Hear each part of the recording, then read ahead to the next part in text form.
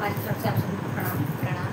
मेरा नाम रीना, मेरा नाम सीमा। आज हम आप लोगों को कहती सी लाचारी सुनाने जा रहे हैं। आशा है पसंद आएगा। चैनल को सब्सक्राइब करें, लाइक करें, शेयर करें। धन्यवाद। आशा ही नहीं, हमें पूरा विश्वास है कि आप लोगों को पसंद आएगा। कमेंट में ज़रूर बताएं कि कैसा लगता है हम लोगों का गाना। बहुत बहुत धन्यवाद।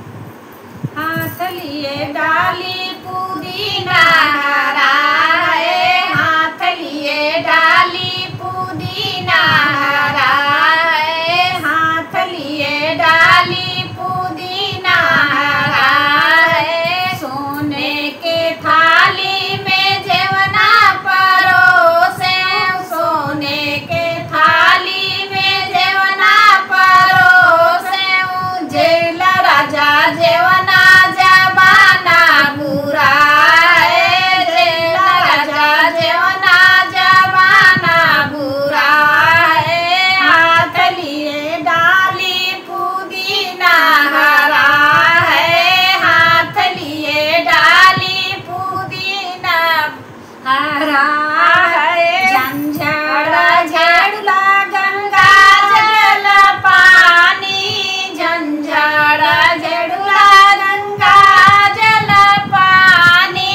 घोटिला राजा जलवा जबाना बुरा है, घोटिला राजा जलवा जबाना बुरा है। हाथ लिए डाली पुदीना हरा है, हाथ लिए डाली पुदीना हरा है।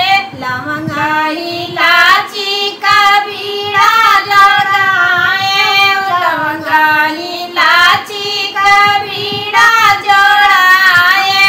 कुचिला राजा बीड़वा जबाना बुरा है, कुचिला राजा बनवा जबाना बुरा है। हाथ लिए डाली पुदीना हरा है, हाथ लिए डाली पुदीना हरा है। फूलों हजारों का सेज लगाए, फूलों हजारों का सेज लगाए।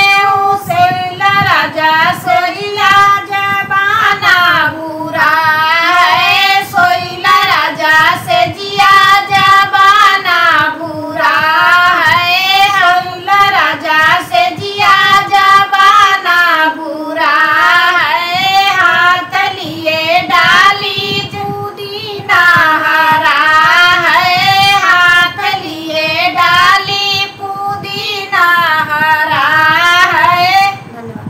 पूरा आवाज